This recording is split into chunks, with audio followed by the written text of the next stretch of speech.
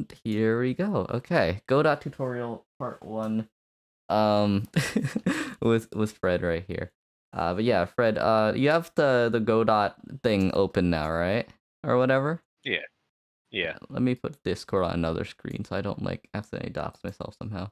Um, but okay, yeah. So now you have on the other screen. Click, click create, and now you have like the options for which renderer you're gonna use, right? Yeah, Um, once I've the had you. the renderer is actually changeable at any time, but I would start with compatibility just because, it's pretty much compatible with everything and works for every platform pretty much. Hmm.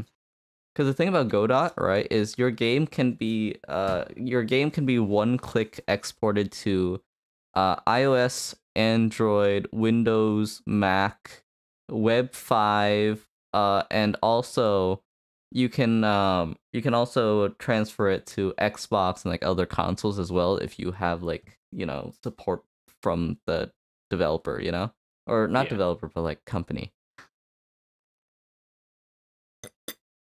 So depending on how graphically intensive things are, right? I would start with compatibility mode. And especially if it's going to be like a 2D or 2.5D game, I would start with compatibility mode. Yeah. Yeah, do you have any idea what kind of graphics you're looking for or nah? Um, 2D. Okay, Definitely 2D. 2D, yeah, so definitely compatibility mode. And then honestly, version control metadata, I normally just keep it as Git because it will automatically put in like the Git options and everything, right? But it Yeah. won't like force you to use Git by any means. Yeah. So it is quite useful for that. So click create and then tell me once you're in like a the first screen. Already here. Okay. So now you probably see how you're in like a scene and on the left side it's pretty much saying create root node, right? Yes. Basically the root node is the first node in your scene that everything else is like a child of. Um and this is like quite important because everything else can kind of like inherit stuff from it, right? But let's start off with a character node, right? Or yeah, a character node, character body 2D, right? I All right. believe that should work for your basic root node. Tell me once you have that done. All right. I clicked it, or I think I put it in. Yeah. So Yep. now you'll probably notice that the character body 2D has like that exclamation mark, right? It pretty Hmm. much tells you it has no shape and won't collide or interact with other things, right? So Yes. now we can make a collision shape 2D, a polygon 2D, or we can also just put a sprite in. Do you have a default sprite you want to make like a testing character with yet, or no? Yeah. I can make one real quick. Yeah. So if you click the plus there, you can add a child node under it, right? And you can either make an animate sprite 2D or a sprite 2D. I would honestly just make an animate sprite 2D because it doesn't have to be animated. But it's nice to have the option later. Yeah. So tell me once you have that node, and I'll walk you through how to like put in the sprite thing. Okay. Okay. Made the child node sprite 2D. Okay, so now on the right side, you see how there's like a bunch of different settings and everything right there. Hmm.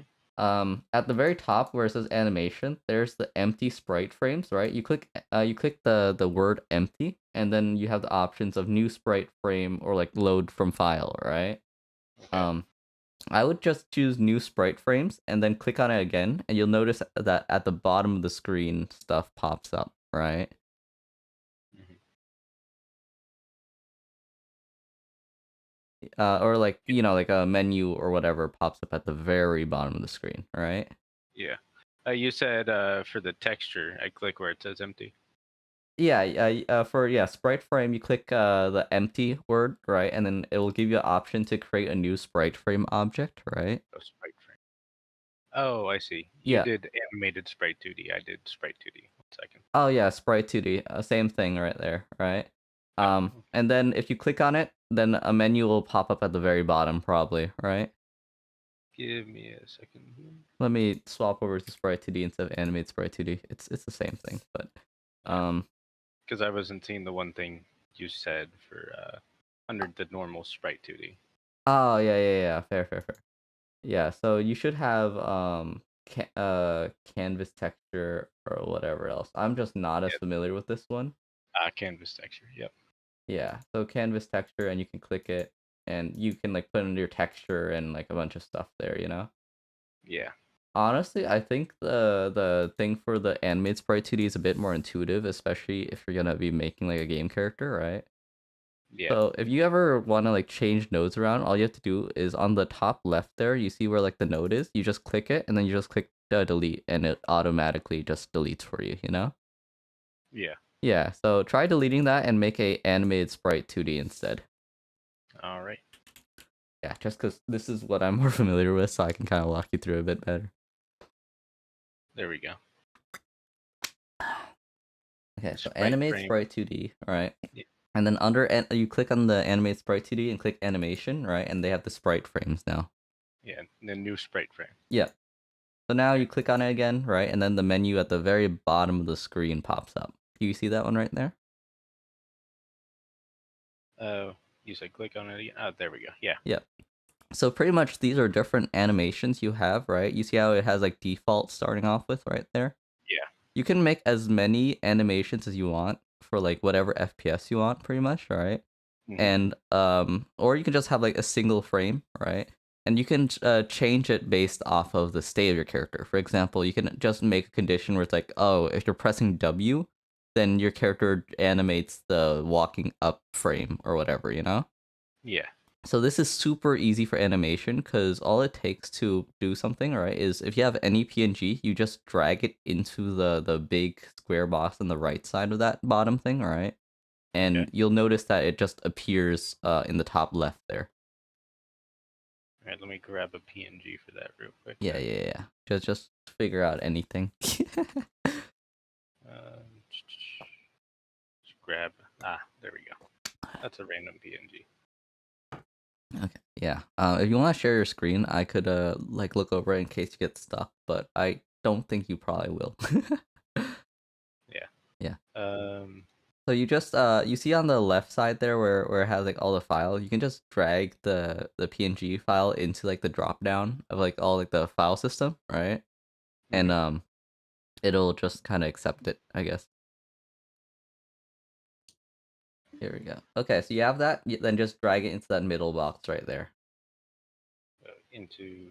Oh. Into the box at the bottom of the screen. Oh. That one right there. There we go. So now we have your object, right? This is just gonna be the size it's at. You might want to make it like a lot smaller to start off with, you know? Yeah. Yeah. And I would just square it right there. Okay, that's probably good enough. And now make a collision shape 2D node at the very top there. Okay. This is a square shape, so you might as well make a like a normal shape, right? Mhm. And then you see where it says shape on the right side there, under shape. Yeah. There we go. Click on it and then make a click rectangle, I'm pretty sure. There we go. Okay, so now just yeah, surround that object with the rectangle that was just created. Okay, now click on your character body 2D node again at the very top, right? And Yeah. notice how the wording's gone now. So now we have like a collision shape for your thing, and we have like basic stuff. So now in the bottom right of this one, you see where it says script. Yes. Click on the empty, right? And then make a new script. Okay. Anything special about it whenever it pops up? You can just call it whatever. You could call it character for all I care. All right. Yeah. So now once you have that, just click on it again, and then it will open up the editor in here. Right?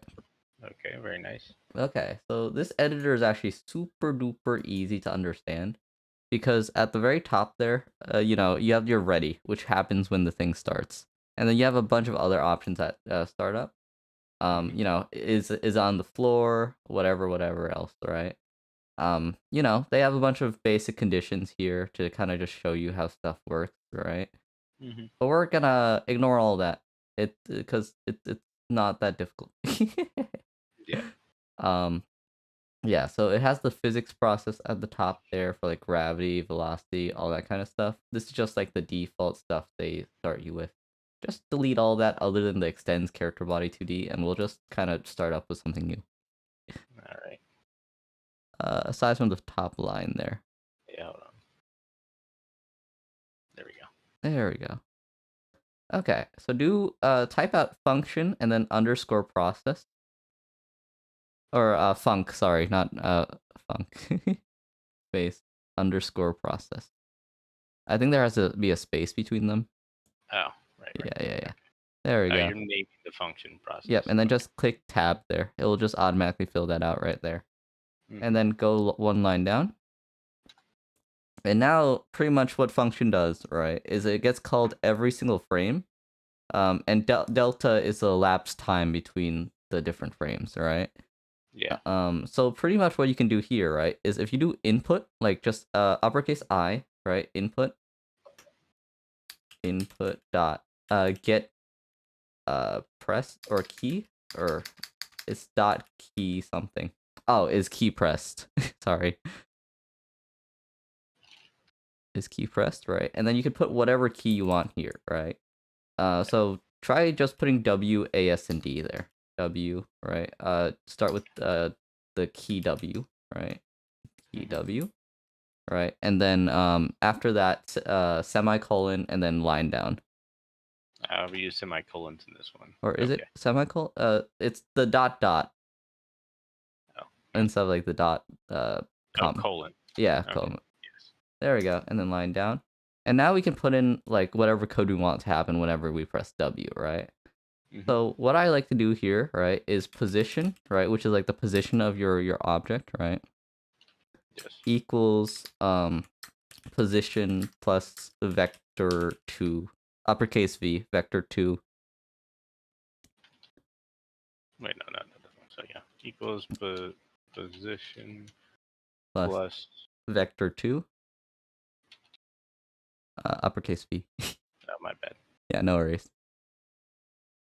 And then parentheses 0, 5 or something, you know, whatever position we want to add on top of that, you know?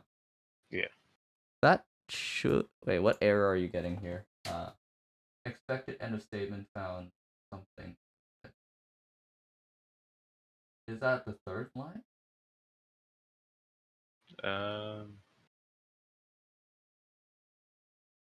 Yeah, that. Oh, that's supposed to be an if statement. Sorry. Just put an if in front of that. Yeah, that might do it. Yeah. You don't need the parentheses around the if statement. Oh. Yeah. Okay. Oh, that works too then, I guess, you know? Yeah. Yeah, okay. So now try saving that real quick. Save the scene, top left scene, and save it. Okay. Okay, is it saved? Yep. Okay, so now make a new scene. At the top left, create a new scene, right? Yes. There we go. Go click on the 2D at the very top center of the screen, right? Right, and now drag the scene file that you just created into this scene. So this? Yep, and now put it like somewhere in the middle of the screen, in like middle of the square, bottom right there. If you scroll out, or... Oh, I see. Oh wait, is this on the new scene? Yes. Oh, I think you double tapped on that scene. But yeah, just drag all that stuff to like the middle of the screen. There we go. So now click play. Click play. Yep. And then just set it to the current scene that you're on. All right. Yep. So something's playing now, right? Yeah. If you press W, you should notice that it starts moving up or moving in one direction, right? Yeah, it moves down. Oh, so we might want to do -5 instead there, you know? Yeah, it's because of the weird standard that up is negative in game design. Yeah. So since we know that, right? Now you got all your other inputs for moving your weird slime thing around. Yes. It was that easy. Wow. Yeah, it was fairly easy. Yeah, so now you can click on the script file at the bottom right there again. All right. All right. Yeah, there we go. And now you literally just copy and paste that code for the other inputs. Gotcha. Which honestly probably is around like 50 times faster than coding it from scratch, right? Yeah. Do we have switch case in this language? Yeah, you have switches. Okay, I'm gonna do switch.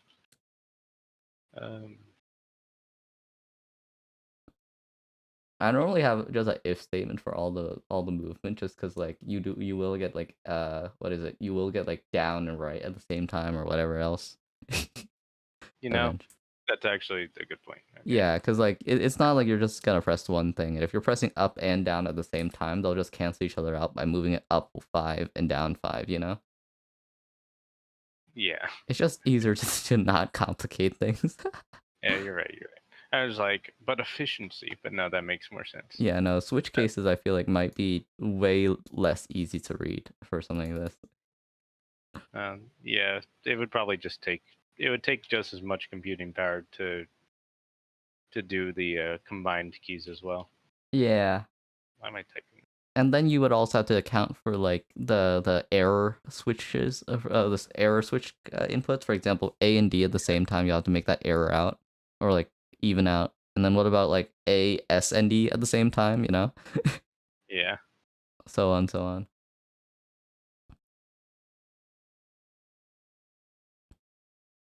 Yeah. I've been teaching a lot of people how to do this, and normally this takes like a little bit, but since you're like, you've coded things on your own, more proficiently, this is super duper rudimentary.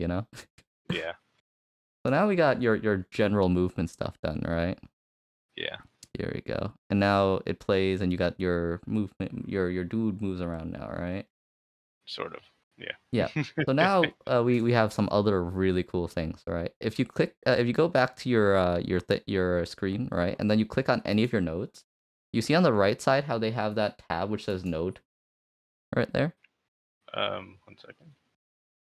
on the right side, where it has like the at the very top inspector and whatever else. Oh yeah, take your time on that. Yeah, Yeah, I'm done. you see where it says node at the very top? Yeah. Now, if you look at that, it has a bunch of sensors for each one of your items, right? For Hmm. example, when you enter a body, right, or an area, it will actually call on area entered. When you enter a body, it will call on body entered, or like a myriad of other settings that you could use, right? Yeah. This is really useful because you have my stream up, right? Yeah. Let Yeah, me because type the over way it. I have my code working, right, is the other cards are bodies, right? Because I'm using like or they're areas, right? And then my slots are bodies, right? So I pretty much have something which senses when they interact with something else, right? So that Hmm. allows me to draw a card, and then when I'm like close to a body, it highlights the other thing and it allows me to like activate my code there, right? So this Yeah. is super easy because what that allows you to do, right, is if you know what kind of object like a projectile is, you can pretty much say on body entered if the projectile is this type of object or like has this name, right? Yeah. Then do this code, right? Yeah. A lot of this code is like super duper easy if you look at my screen, because Hmm. like what is it called? It's just if conditions. And also all the items that enter your thing, for example, let's say my body enters another card, right? Or a Yeah. slot, right? That slot will be put into the variable in like the variable in the function name, right? Which allows me to just use that in other functions. For example, if I enter a slot, I can call body dot free or something and just delete the slot, you know? Yeah. Yeah, so here I'm gonna just do I'm gonna change my code around temporarily, right? Into body dot queue free. Because this just queues up for deletion for the next frame instead of like forcing it right away. So as soon as I enter and then I leave a frame, right, of one of these slots, they just delete. See? Wow. It's that easy to kind of interact with other nodes in a scene, right? Yeah.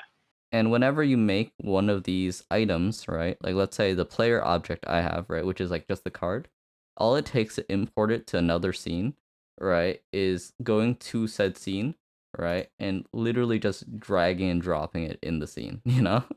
Hmm. And then it will have all of its core functionality within that scene, which is really nice, which is like That really, really, really nice. that is pretty nice. Yeah. Um Also like all like the rendering stuff and like most of the tools you have will have like documentation and like just a bunch of stuff which kind of helps you get along. For Yeah. example, your animate sprite right there, right? Hmm. They have documentation for let me pop it up on stream.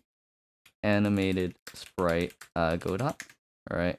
Um, this right here, right? They have the autoplay and like the animation and play, pause, and all that kind of stuff. So if let's say Hmm. you have like 3 different frames, or like you have like an animation for going up, down, left, right, standing still, looking down, all the directions, right? Yeah. And you made it for the object, then you can literally just click. You can literally just call inside of like the script you're currently in, right? Play, walk up, custom speed 1, and from end false or something like that, right? Hmm. And then your animation will just automatically play whenever the condition calls upon it, right? Um, Yeah. Currently you're writing it in underscore process, which will go every frame, right? But if let's say you're a card, right? Let's say you're playing around with cards like I am, right?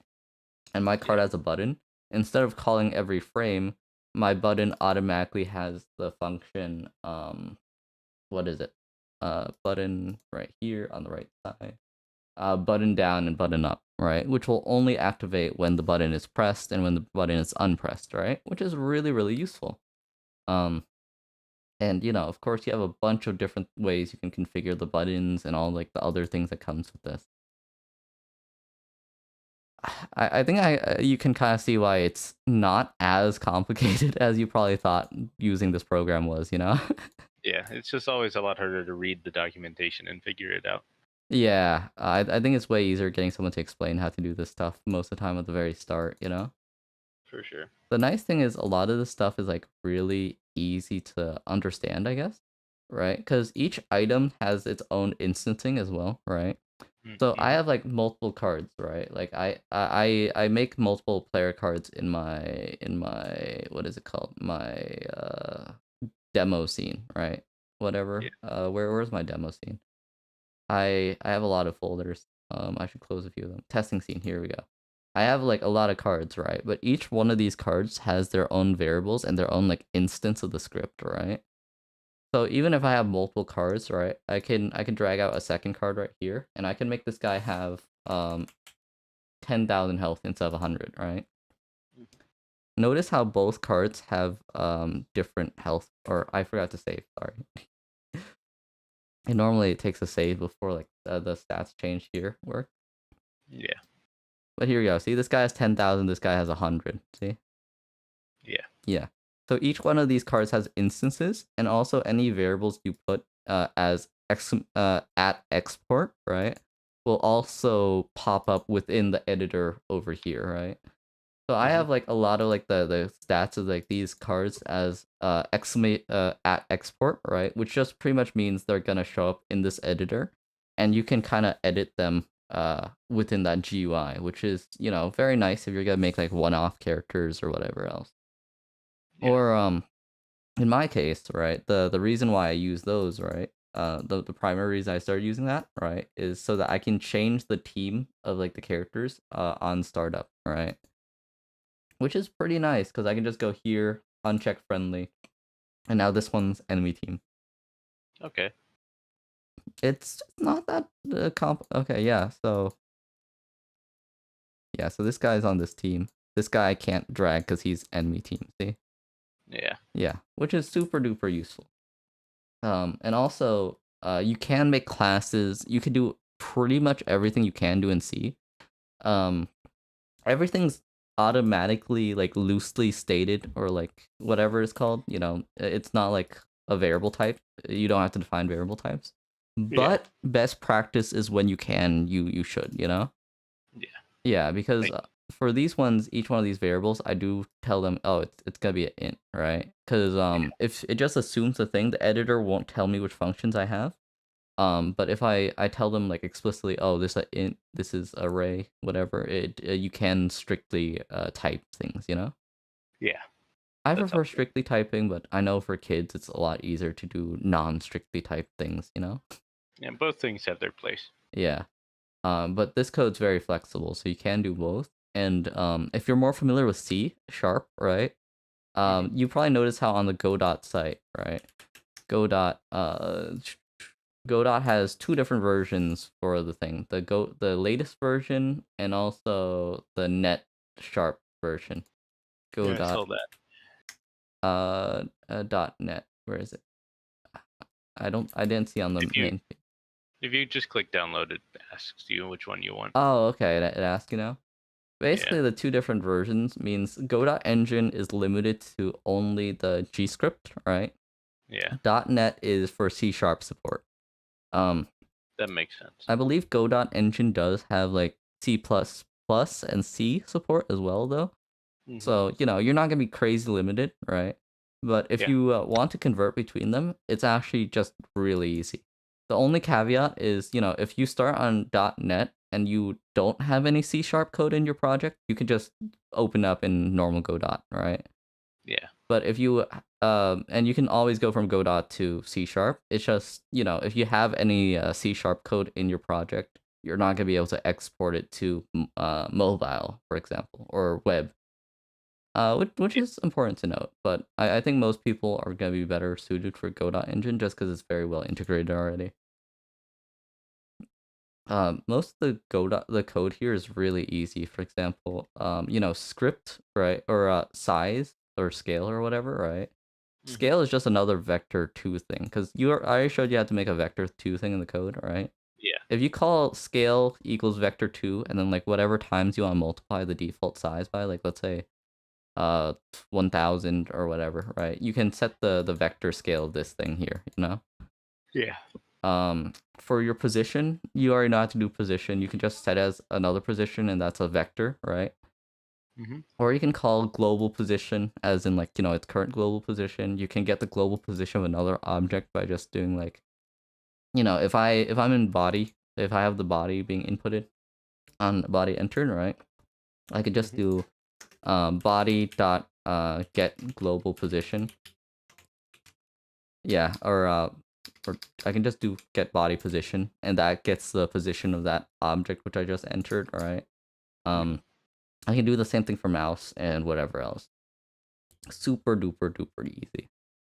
Um, to open up another scene, right? I'll just kind of show you the code I have for like menus, right? Hmm. Sorry if this is going a bit fast. Tell me if it is. No, you're fine.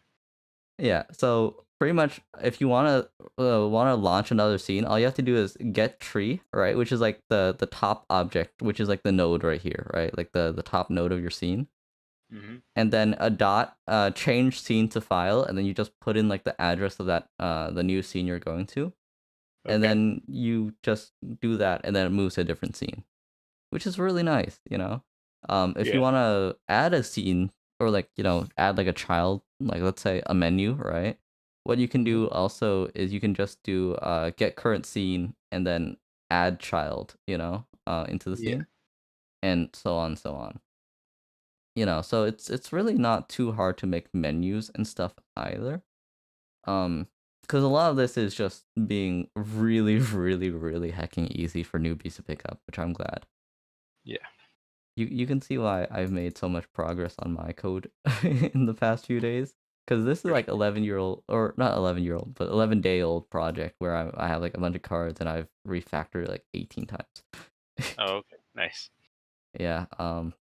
I feel like for a lot of projects where I plan on like scaling it by making like 500 cards, I need to get like the base version really, really solid. Naturally. Yeah. But you know the coder problem of like you just always want to refactor your problem as soon as anything happens. Remind me what you mean by refactor. Like you go back if let's say you're like, oh, I don't like how this code works, you just go back and rewrite the entire code base. Oh, okay. Yeah. Yeah. Like I've been going through a loop of, oh, this solution kind of works, and then like, oh yeah, there's a bug here, I need to fix the bug, right?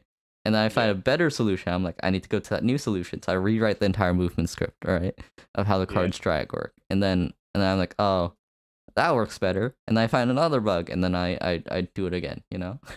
Yeah. Yeah, the nice thing is also each one of these objects, you can change which code they're connected to at any time, right? So for Hmm. example, this player.gd, I can literally just click on the drop down of like the area 2D thing, right? And I can just swap it to a new code at any time as well, right? So since you don't have to like declare what is connected to what, and you can just use this GUI, right? If you make an entirely new like script for something, right? Or just copy and paste it somewhere else and change it around, you can just use the GUI to change what it's attached to, and it will just work, Yeah. which is very nice, I think. They also have a bunch of functions for like velocities, tweening, animations, and stuff pre-built, right? Yeah. Because you can see my code, all right, or Hmm. my screen, all right. Notice Yeah. how the card animates to move between between the slot and like where its current position is, right? Yeah. That's called a tween function, right? Which pretty much interpolates like this between different things, and you can change different speeds, and you also have like linear interpolation and a bunch of other options for movement as well. Yeah. Um, I've worked with something like that before. yes, it's like your normal libraries in C sharp or whatever else you're used in, but it's just a lot better integrated, I think, into this thing. Hmm. Yeah, because I'll show you how my movement script works. In the movement library, to move an object like a card to its destination, all I need to do is tween equals create a new tween, because tweens are one use, right? Yeah. I set animation to running, and that prevents any other animations from playing, right? Hmm. Um, or it prevents any mouse input, so that way it doesn't do awkward, buggy things, right? And then tween property card change the position to the destination at point two, and then set ease, which is pretty much like how we want it to move, right? Ease Hmm. out, and then that's it. That's how you move the card. Or for when I'm dragging it, I literally just make a tween, and then I have it to my mouse position, and that's it. You know, Yeah. if you wanna save variables from map to map, right? Click on project Hmm. settings right here, right? And then you see where it says globals. Yes. So pretty much what globals are is at the start of every scene, it will just load up this thing right here. And using this, you can have global variables, which will happen between scenes, right? Or you can just make like entire libraries, right? So you see how Right. I have move lib right here, right? This this thing which is named move lib, right? Hmm. Yeah. As for like move library, right? In my Yes. card engine, right, I can here, right, I call move lib dot move, right, because it now works as pretty much like a library in my code, right. So whenever I click move underscore lib dot whatever, it has all the other functions I made within it. See, Yeah. which is really really nice because that makes it really easy to make like libraries or functions or whatever else in any other code because it's like way easier. um and of course my player code right here, right, my player code right here calls on the card engine, also known as cards dot whatever function I want, and I don't have to do any declaration at the top, or I don't have to do anything because these are just global functions now. Hmm. You can also make static functions as well for things that you don't need like outside input for, right? Um, but that can that's a bit more efficient, but it's like it's an extra step of work making sure it's a static function so it can't call other functions, all that kind of stuff. Yeah. Yeah, so normally I just make a global, but that's not exactly best practice .tm. Hmm. um you also have like the methods, all the methods inside a function here. You see I have like a bunch of functions within player.gd. Yeah. They have like a list of that, which I think is really handy. And also each individual node of your map, right? For example, my cards are made of area 2D, which is basically your player 2D thing, right? The Yeah. button, collision shape 2D, animated sprite 2D, rich text label, etc., etc. And each one of them will have their own like things that they can call into your code on, right? Yes. And all it takes to do something like to add one of these signals, I guess, right, into your code, right, Yes. is let's say I want rich text to only show when it's visible, right. I can just double tap this right here, like you see where it says hidden, right, emitted when becoming hidden, double tap, it says on receiver method. I can name that whatever I want, right. unrich text label hidden, and now it's at the bottom of my code right here. And now this will activate whenever the rich text item is hidden. For example, if it's like underneath another object, or not within the camera POV, etc., etc. Which is pretty convenient. Yeah. Yeah, because you see how easy it is just like get one of these functions to kind of just do stuff for you. Um, you can also do for a lot of these like GUI inputs, input events, whatever. All control nodes labeled in what is it called green, by the way, will have a property called filter, right, for mouses, right? So if you're doing mouse input, then it will block any mouse input which goes through it, or you can choose to make it pass or ignore or like a bunch of other things here. But yeah, that is like probably everything you really need to get started since you've made code before. Yeah, I do appreciate the tutorial. That looks like it should be not too hard to pick up. Yeah. General tips, right? For a lot of things, right, is that you can make classes as well. You can make resource items. You have your arrays. You have a bunch of like sorting functions and a bunch of other things, right? Ooh, built-in sorting functions, fun. Yeah. It uses what is it called? Not not insertion sort. That was my first thought, but let me search this up. It's like a mix between like quick sort and like another sorting thing. It's Oh man, no bubble sort. Godot sorting algorithm. Da, da, da, da, da. Oh, okay, yeah. It uses uh I remember looking this up a few days ago, but now I forgot what it is. It has inbuilt sorting things, which are pretty nice. But I don't remember what it was. It was like a mix between quicksort and like another sorting algorithm, depending on like the size of the array, or like the depth of the array. Google is my best friend. Yeah. Yeah, Google is every computer scientist's best friend. Yes, it is very, very, very, very nice. Oh yeah, Y sort's pretty useful too. So Y sort, this is something that people might actually have to explain. But pretty much, Godot has two ways of sorting which item goes first, because we're in a 2D scene, right? So it's kind of hard to visualize how something goes above something else, right? Yes. So I put a card in the slot, and the new card goes underneath my lower slot, right? This is really useful, right? This is like the default sorting thing, and what it does, right, is it follows the sorting algorithm of whichever node is lowest goes on top, right? But if you go into your project settings and you go into the sorting, right? Sort. Wait, is it Y sort? Y sort. It's something Y sort, right? It's one of these settings somewhere around here, and pretty much what that means, right, is that you see like this cross at the center of the thing, right? Or like at the center of my card. That's where my card's quote unquote feet is, and then it compares where the feet is. And then if your feet is lower than the other feet, then you'll appear on top. Yeah.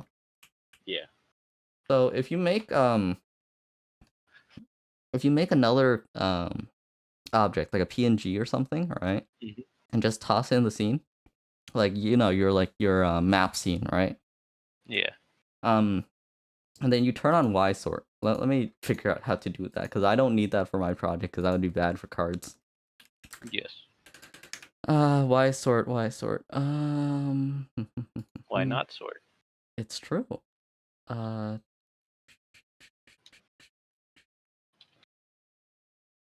Is it here? Is it here? Y sort? Oh yeah, so click on the top node and click Y sort enabled, right? And this is like per area, per map, right? Right, and then if you put in an object in your scene, like let's say like just a tree or something, and you move your character underneath the tree, then your character will overlap on top of it. But if your character is above the tree, then it will overlap, or the tree will overlap it, Which is really useful because, that pretty much takes care of all your, oh, this thing is higher than this thing kind of conundrum if you're making like a 2D pet kind of game, Yeah. Which is nice. And then of course, all your cards can individually hold on to stats, right? But at the same time, something I do, right, is since I Yeah. have so many cards, I have my combat library actually has like a bunch of or combat engine, combat engine. Combat engine has a bunch of arrays which sorts like opposing party, player party, has like all like the slots in the thing, right? So Yeah. when they go into the scene, they just initialize all these things right here and just add themselves to the thing. So if I ever need to be like, oh, I need to pick a random player card, right? Then it will just go to player party, or opposing party. Same thing, same thing, same thing, right? Having this array here which sorts all of them is really nice. Just be careful if you move to a different scene. If you change scenes, it will automatically like free the item up in memory, right? Yeah. Which makes it so that if you call it, it will error out. You do have the thing which is called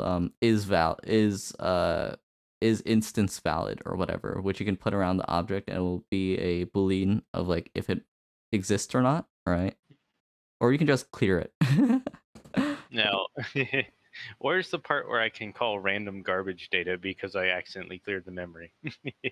That's yeah, if you delete a scene and you have an array, like a global array, and then you call on the array, the first item is most likely gonna be just garbage data and it's gonna kind of crash.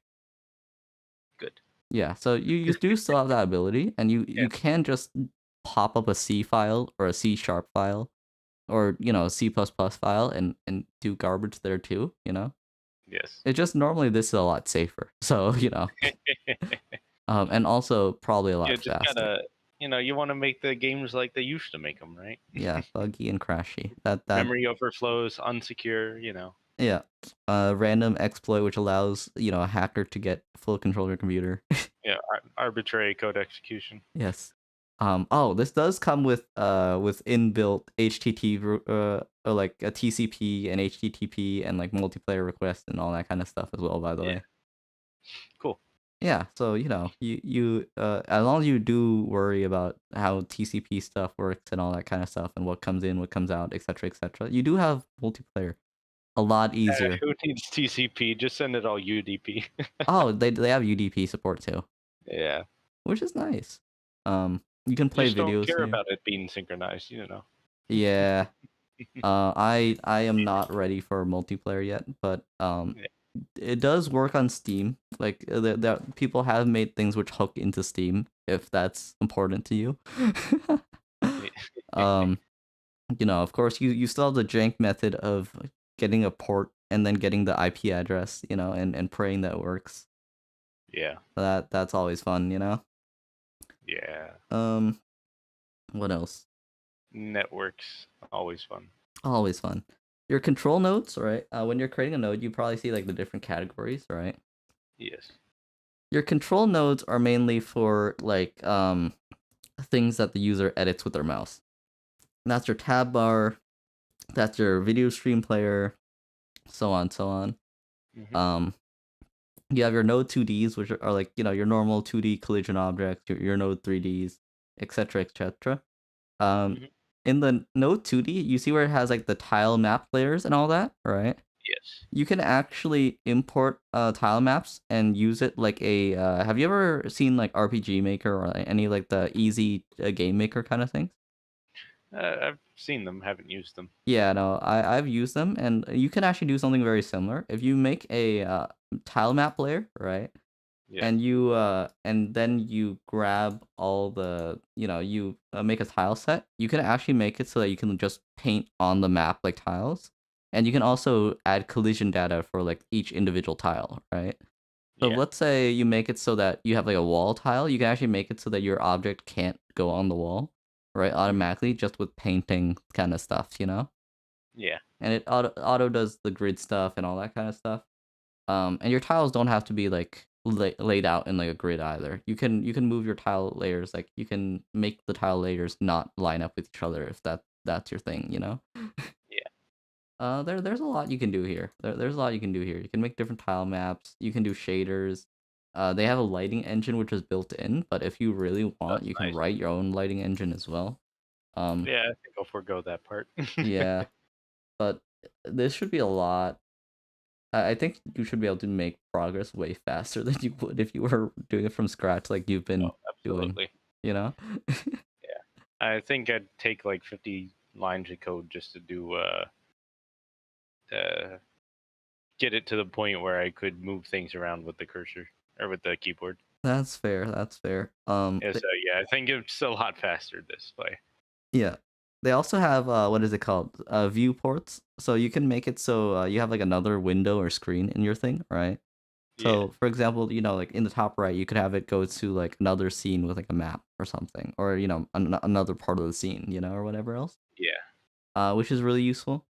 Um, you can like alter how the sub viewport works in like a myriad of ways as well.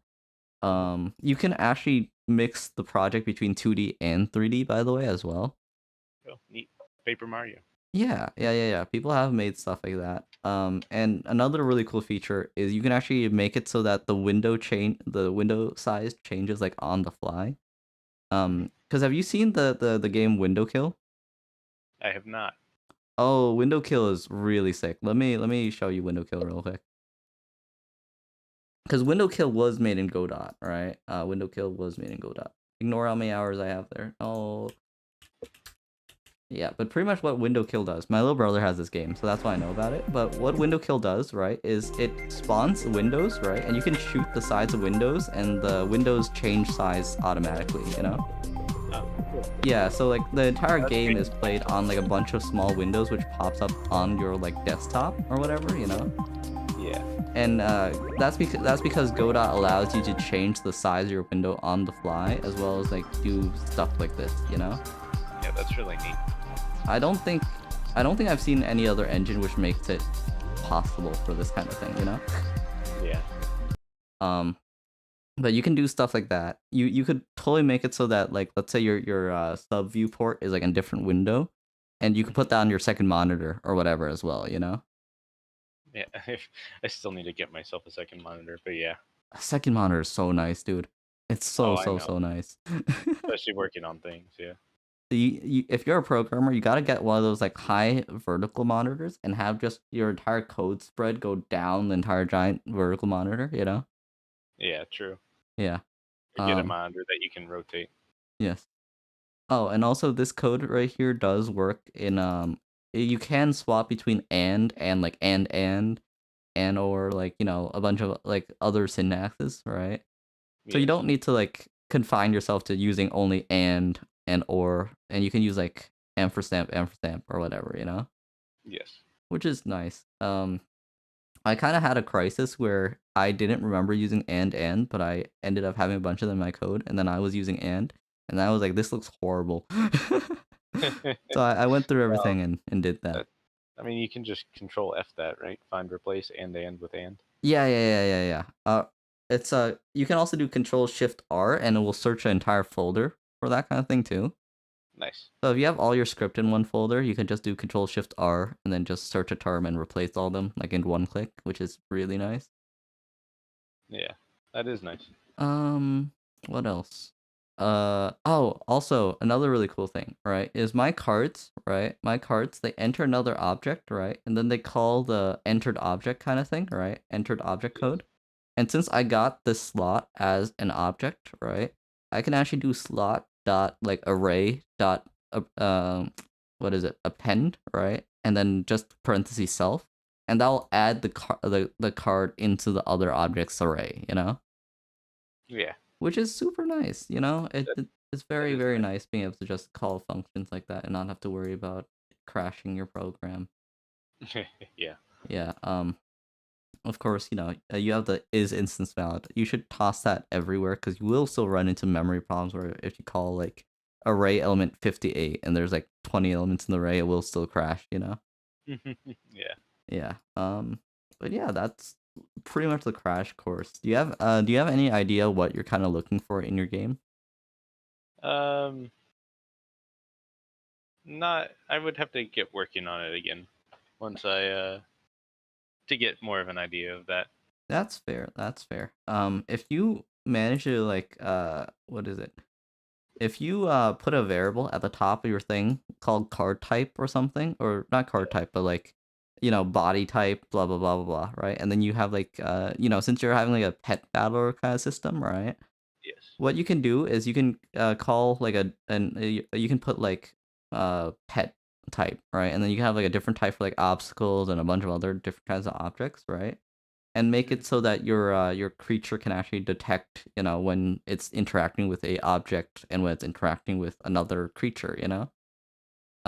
You can also do rays as well for like sight lines, right?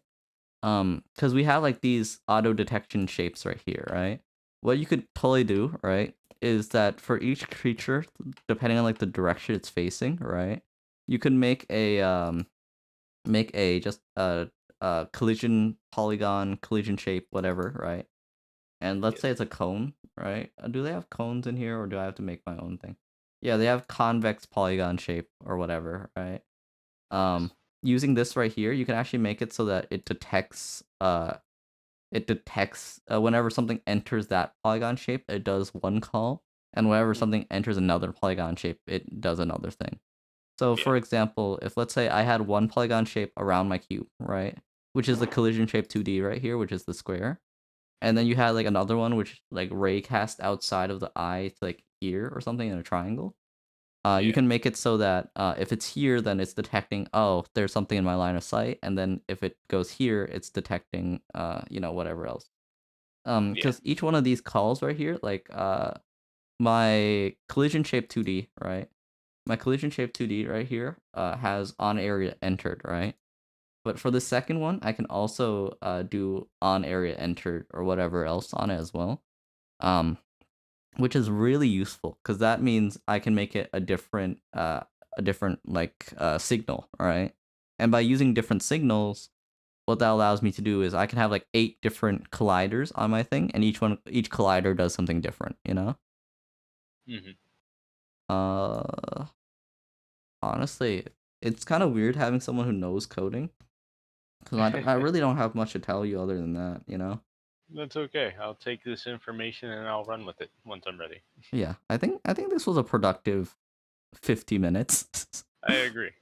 Yeah, you should be more than ready to kind of start with something, but you'll probably have to work around movement and all that kind of stuff. But you can actually, I'm pretty sure, bake in like navigation stuff and all that kind of stuff too. Yeah. Let me see if I can figure where. You have bones, you have canvas groups, modulates, you have light occlusion, lines, markers, mesh instances. There's a lot here. Parallax layers, path 2D, polygon 2D, remote transform, shape, skeleton, sprite, tile map, touchscreen buttons, visible on-screen mod. Oh, also any buttons or like anything which has mouse input will be detected as a if you don't make a touchscreen object, right? It will automatically be detected as a mouse input, right?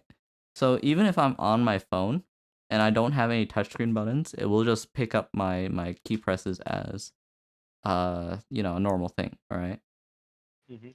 Visible on-screen notifier. Oh, that's useful. But remember, there was also the what is it? The whatever on screen.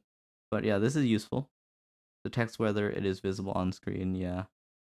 Every object also has that too, so you don't really need to use each one of these because yeah, options. You have different types of buttons. You have text edits. I don't think you're gonna run into many bottlenecks as far as like making your game in this thing. Yeah. Yeah. No, this seems pretty good. If you run out of stuff you can do on it, yeah, you can literally just pop up your C sharp and raw code it though. Hmm. Yeah, Can but you so what's the format for loops in this? oh, let me show you my for loop real quick. All right. I don't have any for loops here.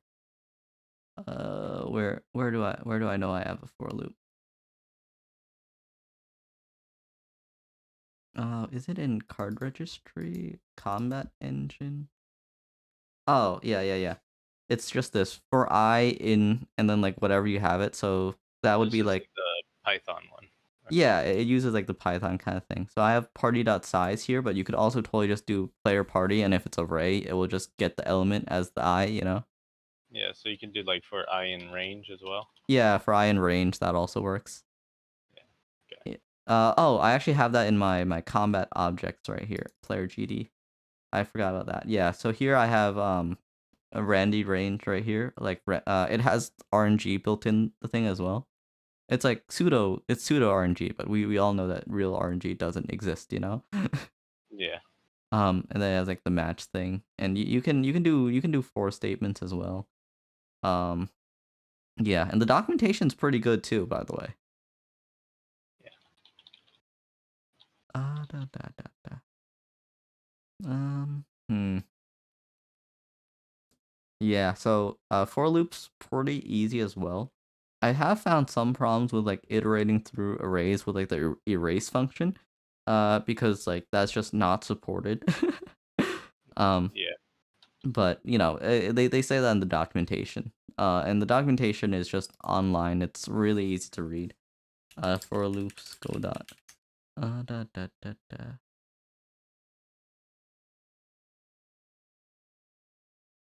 What is this GD script website? I'm gonna ignore it. As always, strings are also loops as well, you know? You also have while loops. You have pretty much everything else you have in other code, which is nice. Yeah. Uh, Ignore my tree of ifs, by the way. Okay. I will ignore them. I know it's not best practice, but I didn't have any other solution for this. Um, were you here for any of like my actual code? No, you were just here last night when we weren't doing a coding stream, right? Yeah. I Yeah. mean, any if elif can just be replaced with switch case. I'm pretty sure. Yeah, but the thing is, it would be a pain in the ass to do. Okay. Fair enough. Yeah, cause each one of these cards, right? This is like still like work in progress kind of stuff, right? Hmm. But what I have in mind for like each one of my cards in my game, right, is each card will have a shifted and an unshifted version, right? Which is like two different versions, right? Yeah. And then each one of those cards can be in three positions as well as like, you know, the default if like it's not in any position, right? Hmm. And each one of those has like their own set of actions, right? So I would need to like you could make it into a switch case. It just would be like kind of unreadable because that's what That's what comments are for. yeah. But I do this for readability just because I did make my code open source just because Godot is open source. So I was like, might as well do it in the spirit of things. And if someone wants like make their own card or whatever, you know, it's they don't need to worry about reading it, you know? Yeah. Yeah. Um but yeah, that's kind of the thing. I mean, Position back. So it doesn't particularly matter for small games like this. It's yeah. just switch case can be faster than if elif Switch chain. case is way faster. It's true. I wish to be like Undertale and have everything in one giant Oh switch case no. statement. That is my goal. Um, Oh, okay. I thought Undertale was written in if statements. it is written in a giant switch case. Oh, okay. It's like a thousand statements long. That's kind of funny. Yeah. Oh, also super useful thing. If you your students only have like what is it? They only have like tablet or Chromebooks, right? Yeah, You Chromebooks. want to see how long it takes for me to push an update to the website? Sure. Okay, so I'm gonna change the menu scene so you know this is like a new item right here, right? Yeah. I'm gonna add a demo card object, right? I'm gonna add something here, Okay. right? You know, I'm gonna just call this like demo card and I'm gonna change the stats around Yes. 15 whatever 15. Okay, there we go. I And really like being able to change the attributes in the side menu there. yeah, being able to do add export is so nice. Um, Here we go. And I'm gonna just call this like a testing update or something. All I need to Yeah. do to export it is go to export right here. And then Yeah. they have a bunch of different export types. So Android, iOS, Linux, macOS, web, Windows Yes. desktop or whatever. I'm gonna just call it Windows desktop for now, right? Yeah. You know,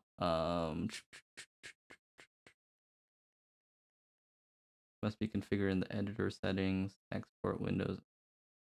Okay, yeah, I'm gonna ignore that. Where am I gonna put this exe? I'm gonna just put it on my desktop, I guess. desktop. There we go. You guys are gonna see the 500 games I have on my desktop. I'm so sorry. Uh, could not start RC yet. I have to edit it. It told me I had to edit it, but I was too lazy. Okay, I'm gonna quickly. Or does this work? Oh yeah, I already had one. Okay, release. No. Yeah, this was the one I've been using because it's just web whatever, right? Yeah. This one's pretty easy. I just do this, and all I have to do, right, is I just go to GitHub, right? Hmm. GitHub desktop, and Yeah. then I just upload this one right here, and it'll automatically do that. The problem is I just pushed one like 16 hours ago, Yeah. so I don't want to clutter up my my GitHub thing there, you know. Can you just go back into the GitHub and then delete it? Yeah, but anything deleted on GitHub isn't actually deleted, you know? Oh, okay. Yeah, I don't want to clutter this up more than I already have.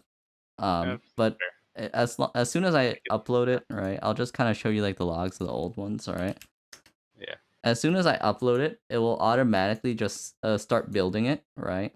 Like it will set Mhm. up the job and do all this kind of stuff without me doing anything, right? And then it'll set Yeah. it up and then it'll deploy it and then it will appear on like the GitHub page just automatically. So if you're gonna like, you know, if you're gonna like deploy this as like a web-based thing, right? Yeah. It really doesn't take any time as long as you just have GitHub set up, you know? Yeah. Yeah. And then also all hosting on GitHub for these projects is completely free, by the way. Oh, that's nice. Yeah, so I have this hosted for $0, 0 cents. The only caveat is you can only host pages like this, right? If the GitHub repo is public, you know? Yeah. Unless you pay for a plan for to like keep it hidden, you know? Yeah, which would be silly. Which is a bit silly, yeah. But like if you're gonna be doing like dev testing stuff or you're gonna just like being showing this off to like your students or whatever, right? Hmm. You know, it really doesn't take that much time to set up GitHub pages because all you need to do is make sure that your index file is called index whatever, right? Yeah. And then you just go to pages and then just make sure it's deployed from branch main. That's about it. Makes sense. Okay, I don't think there's much else I can teach you because you actually know what you're talking about. Yeah. Yeah. Yeah. Because I've done a bunch of like these tutorial kind of things before for like people, but most of the time it's like they need a bit more hand holding, you know? Which Hmm. is totally valid because not everyone is a computer science student. Yeah. Not Yeah. everybody's a computer science teacher. That's true, and I feel like computer science teachers probably think more about this kind of stuff than most students do, because students kind of cruise. I'm not gonna lie, I tutor computer science students. They don't do anything. Oh yeah, absolutely. I'm still just trying to figure out what exactly I'm teaching the kids this year. That's fair. I'm just taking it week by week, honestly. Honestly, if you do do like the what is it? If you do set up like the pets thing, right? Like your game with like the pets or whatever, right? Yeah. You could totally give them like a function for like the position of the pets, right? And just Yeah. you know just make them type it up, and then you just toss it into your Godot, and then just upload it to the thing and be like, hey, this is how your thing works. It doesn't. Yeah, I might do that with a different game though, because I can imagine parents complaining once their kid comes home and tells them what the game's about. You could censor a lot and just have it like the first version just be a really cute pet thing, and then just have a toggle for combat. Yeah, no beating your pet in that version. Become like Potemkin. I have to do 50 push-ups. Uh I will oh. be right back, you know? All right. I I'm guess. gonna mute VC real quick so I can, you know, go do push-ups. Okay.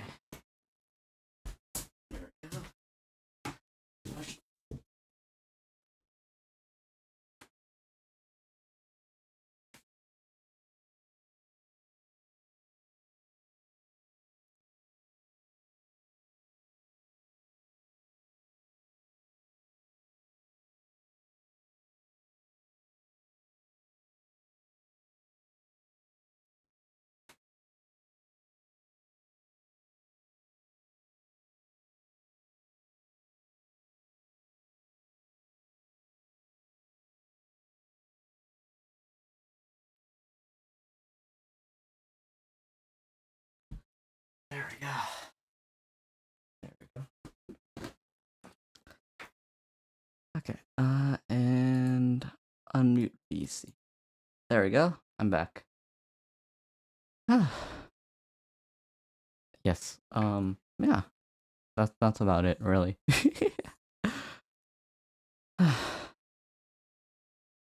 I don't know what you could teach kids with, you know? Wait, are you there? Wait, am I muted?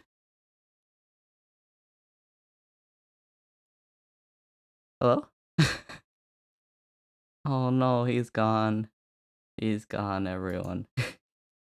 Did I mess up my code in any way? I should probably check the GitHub to make sure I didn't do any drastic changes.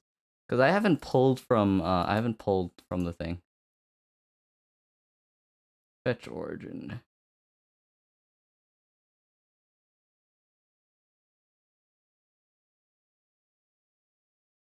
Yeah, I'm gonna pull origin, dash changes and continue.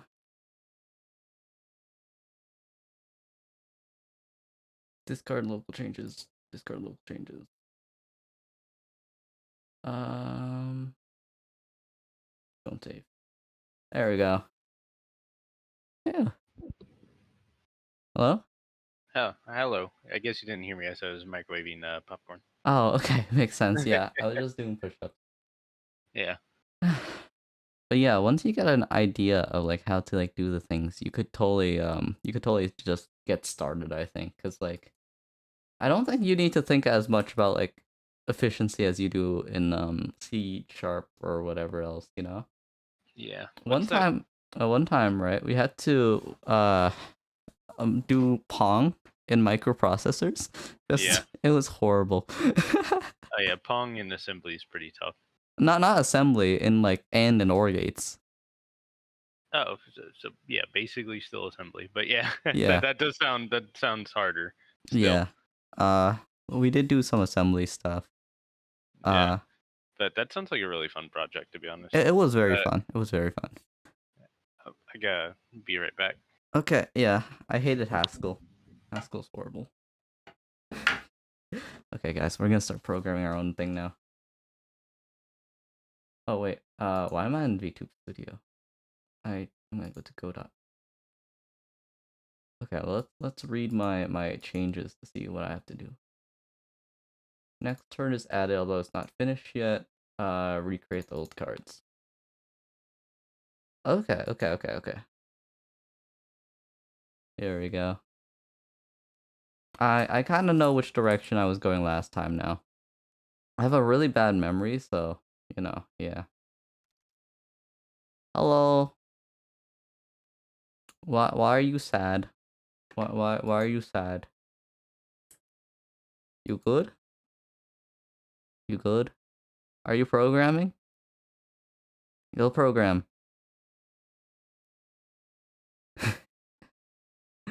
Here we go. Okay, so this is the new version right here.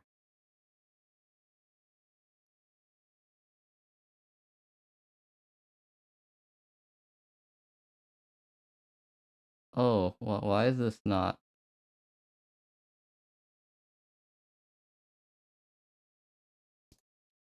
Does it not copy the default, all the variables? It should be a duplicate of the thing. Oh yeah, I remember what I had to fix there. So basically, what I'm changing right now, right, is that I have a new card slot type called next card preview, which allows me to pretty much say, you know, yeah. I have returned. Hello, welcome back. Thank you. Yeah, I'm currently setting up a thing for my card game, which allows the player to see like the next card that's gonna action, right? Yeah. Which is pretty fun. What that means I have to make like a card for when there is no cards like in the queue, and I have to make a card for when the thing's resetting. Gotcha. Yeah. My thing works. My card game system works really weird because it's not like full randomness, right? Yeah. Because what happens is that depending on like the card's speed, that's how many times it gets put in an array, and then the array gets shuffled, right? So Hmm. that means if, let's say, you have like 50 speed and the other person has 40 speed, after 90 turns, you guys will have exactly 50-40, you know? Yeah. Yeah. So that's kind of how my thing works. But then once your 90 turns in, the next card is just gonna be blank, so I have to account for that as well as when there are no cards at all, you know? Hmm. So that's what problem I'm running into right now. And then I also need to finish up my main card implementation because I'm gonna be using that as a template.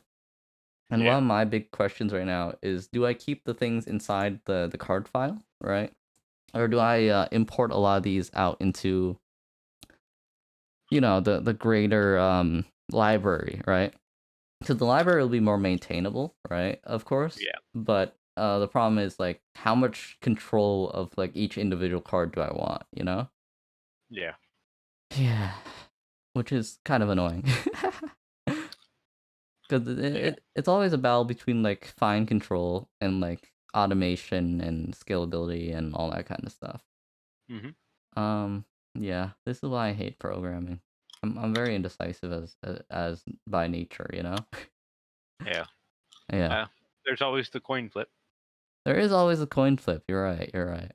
Um, and then usually it ends up that you end up picking the one you hated, and now you know what decision to make. wow, that's true. But yeah, I'm I mean, gonna have to figure that out eventually. yeah. Um, I mean, if you just how I see it. Sorry for interrupting. yeah, Is if you just go with something, right? You yeah, just try to do something. Once you start doing it, you'll realize why this is either a good idea or a bad idea. And yeah. then you know what to go with. That makes sense. Yeah.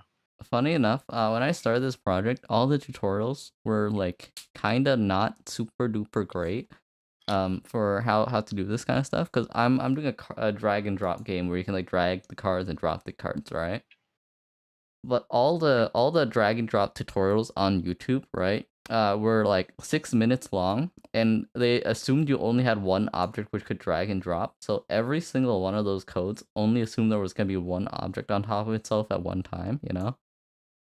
So whenever I used any of that code and I had two cards like overlapping, and I clicked on like the bottom card that was overlapping on the first one, it would pick up both cards and get really, really buggy, you know?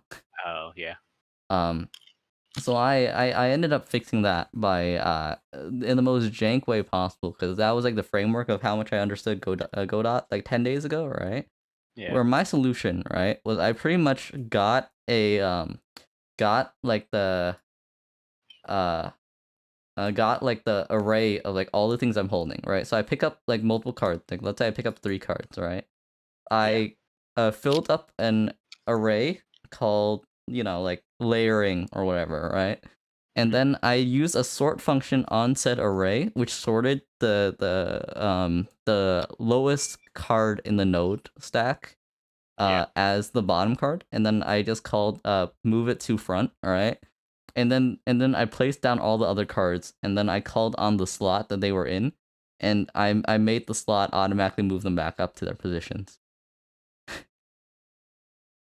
It was the most jank solution possible. It was very buggy. It was very buggy to say the least, you know? Yeah. Yeah, so what I eventually ended up doing was I was like, "Oh, hey, I don't need to follow these tutorials. I'm a computer science student." And I just put it as a button, which took like 8 lines less code and just worked Nice. better. Very nice. Yeah. Um a lot of these tutorials are kind of out of date, but like I don't really think you need to follow many of them at this point. Yeah. I mean, worst case, who needs a tutorial? Take someone else's code, modify it to your own purposes, and then eventually, as you understand things better, you realize that's not the best way to do it, and then you fix it. Yeah, and then you revamp the card, and then you do that another 8 times. Yep. It hurts. Yeah, no, I struggled with that like quite a bit. It was not ideal. Oh shoot, talking always helps me figure out bugs, because like I'm like, oh yeah, that makes sense. Um, but where is it? No, no, no. Card highlight, default color. Where do I declare default color in here? I realized the problem in my code was that this thing didn't have a default color. Here we go. Default color. Like, oh yeah, I had it in place card opposing. There we go. I can put this back up here now. Wow. Pain. Coding is painful sometimes. Yeah. Um,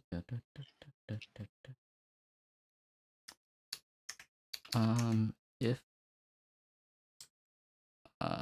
if self dot friendly equals false,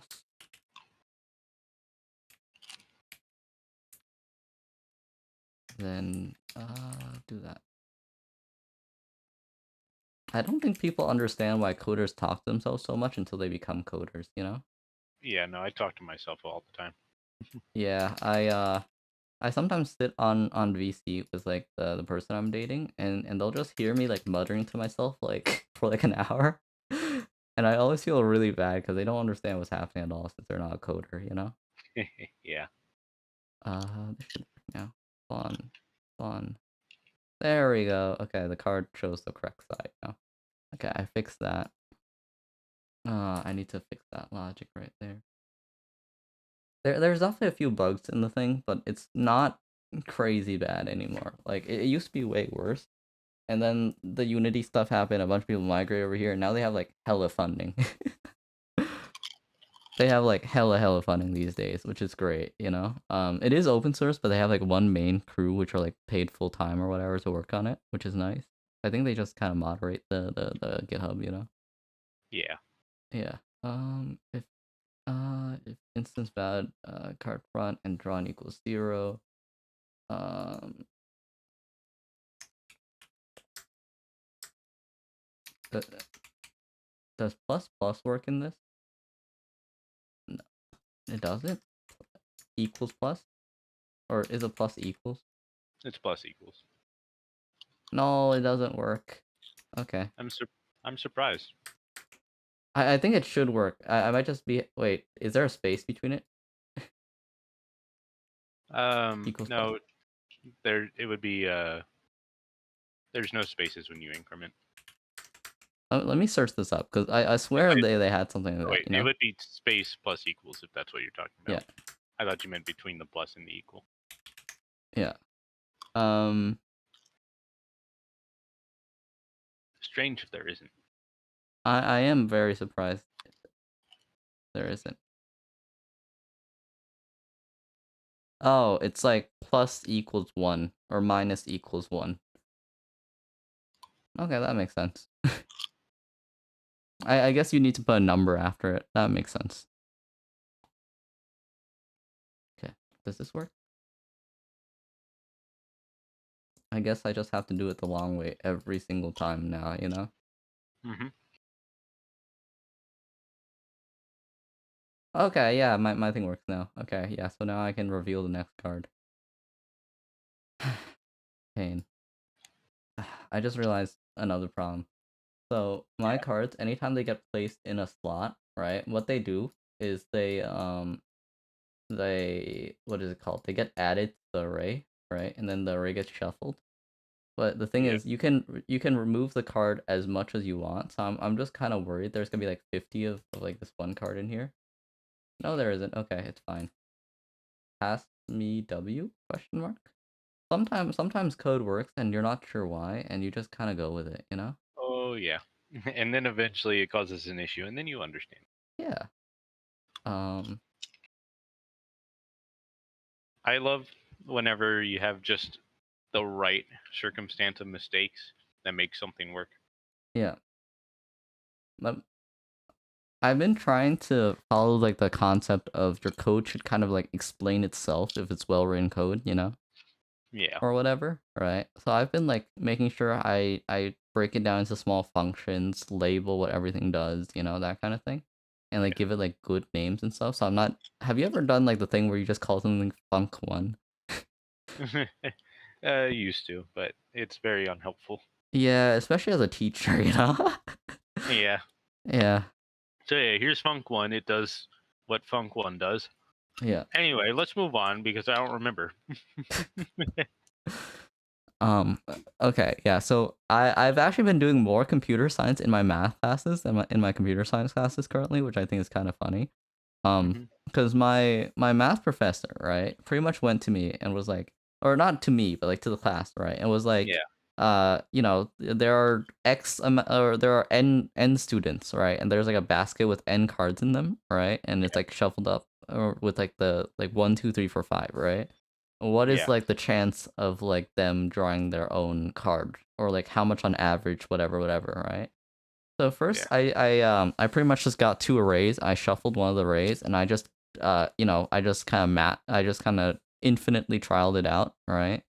Hmm. But then I was like, okay, yeah. So I got like the estimated statistic by like Godot code, right? Because I already had Godot open because I was kind of working on a project during class, right?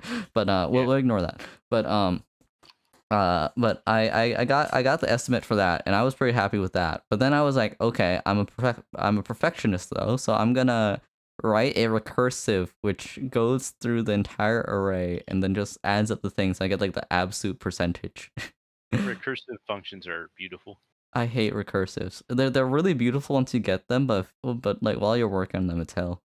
Oh yeah, it can be very hard to think through. Yeah, because the kind of recursive I would have to do, right, is since the cards don't get replaced, it would have to get an array, right, then Uh-huh. remove remove the card, right, and then like count like the percentage of like the students which get the correct thing, right, and Yeah. then it would have to call upon another recursive, pass in like the array with like the less thing, right, and then Hmm. count that, and then eventually just add all of them up, and then like calculate the average, you know. Yeah. I mean, you can work around that by passing by reference. Um, Yeah. and as you pop the things off the array, you just keep passing the same array. It just has less stuff in it. Yeah, it's just a pain in the ass, and I haven't I couldn't be bothered. Yeah. The other day, not the, it was like the other week, Yeah. I wanted to refamiliarize myself with Python. So I decided I'm going to make a calculator the hard way. And Oh. by the hard way, I mean the binary way. Yeah. Which trying to do things in binary with Python, it's a little tough because you gotta mess around with typings and be like, it's just a mess because you're not really meant to do that. They Yeah. didn't make it for being able to do that. But anywho, I did it. I made a recursive bit add function, That's and fair. now I can add numbers together. Yeah. Oh, I did check for this. Okay. Yeah, okay. I'm a god. My past self was not stupid. I always assume I forget things, but we did something similar in microprocessors.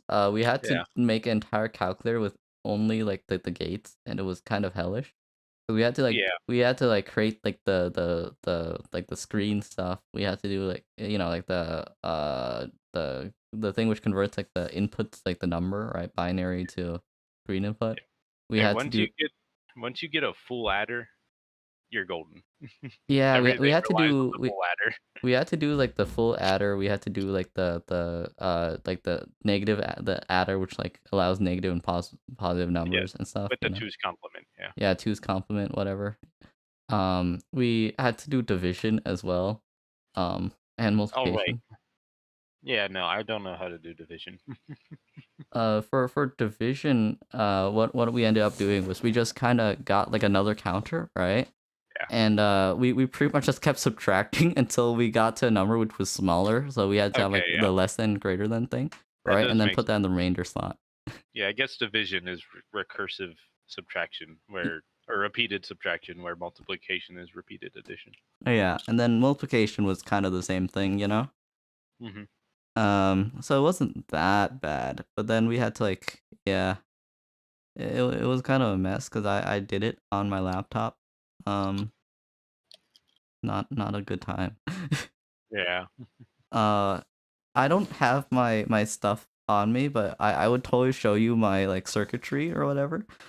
Because no one understood my circuitry and I didn't understand either. Like people legit just look at my code and they're like, "What did you do?" And I'm like, "I don't know, but it worked." And I was always the first one to get it right, so I was like, "Okay." Nice. Um, did you do Boolean algebra to help you out with that, or did you just go straight to the circuits? Straight to the circuits. That's tough. Yeah.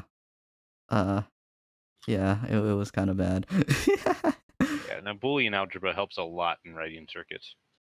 Yeah, we didn't do that. My professor, what is it? My professor made you know in like what is it? Like the logic gate Logisim, right? Have you tried Logisim? And I tried it. I took a look at it and didn't really use it much because I swapped majors before I would have used it as a electrical engineer. Yeah, yeah. So we were using Logisim, right, for like our computer science stuff, right, for like microprocessors, right? Mhm. And my professor straight up made a full on like assembly like CPU in Logisim that you could like put assembly code into to like do like, jumps and all that kind of stuff with like registers and like, L and R registers and all that kind of stuff. Yeah. He was kind of insane. Oh, Cause, Logisim. I might be thinking of something else. What's Logisim? I'll show you. I'll show you. Okay. Is it where you write assembly, or is it You can see on my stream, right? Yeah. It's this thing right here. Wait. Oh no, I can't see what you're. Okay, there it is. Never Yeah, mind. yeah, yeah. So it's just Sorry, like stream and delay. or and multiplexers and all that kind of stuff, right? Okay, yeah. No, that's what I was thinking it was. Okay. Yeah, so what he did, right, is he made an entire CPU that could take in assembly code, and then he made a Java compiler to write that assembly code in, right? So Nice. we had to pop up like a notepad, right? Like a notepad.exe, right? Or not Uh-huh. exe, but txt, right? Yeah. And then we filled it up, right? And then we ran the Java code to get like the assembler code, or like Hmm. assembly code or whatever, right? Yeah. And then we pop that one in, or we pop that one into like the array thing, and then we ran it. It was kind of a lot. It's pretty cool though. Yeah, no, he's really good at what he does. It's just, yeah, I like Yeah. him. But yeah, that's my experience with that kind of thing. Yeah. Why do I use latest again? Sometimes I go to my old code and I'm like, I don't know what this does. Well, that's why you have to write it in a readable way. Yes. But then, even when you do that, it's hard sometimes. That's why I always leave Uh, at least a basic comment like this does that, which I see you've done too. So yeah. I think latest was a thing that I used when I had when the cards weren't working properly because I was using the YouTube tutorials. yeah, So yeah. Funny enough, I was really worried because since I made this open source, and I followed a 6-minute tutorial on YouTube, right?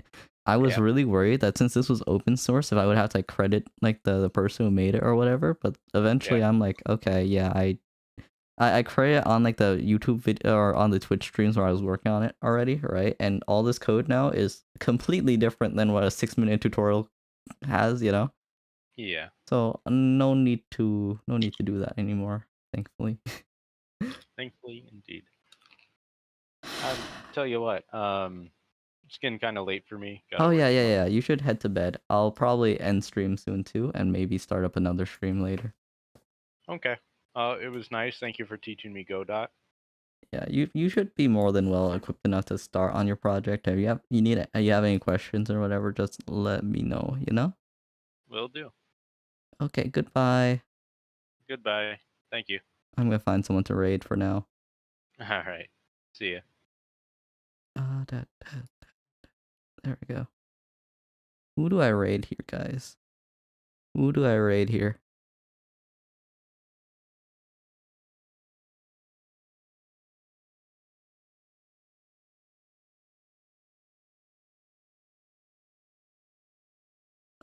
I could raid Lantern. I haven't raided Lantern in a while. Oh, maybe not. Maybe not.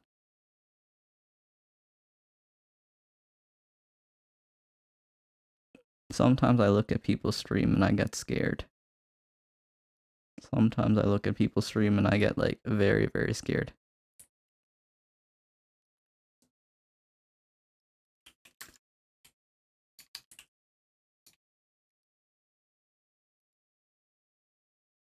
Here we go, guys. And we're not gonna know who it is. Oh, Yeah, no, we no, no, actually no, no. have Copyright music, hopefully copyright had. music, copyright Hi, music, copyright Matt. music. Goodbye, everyone. Oh, Goodbye, don't goodbye, goodbye, goodbye, goodbye, goodbye, don't goodbye, mind goodbye, that goodbye, clicking goodbye. sound.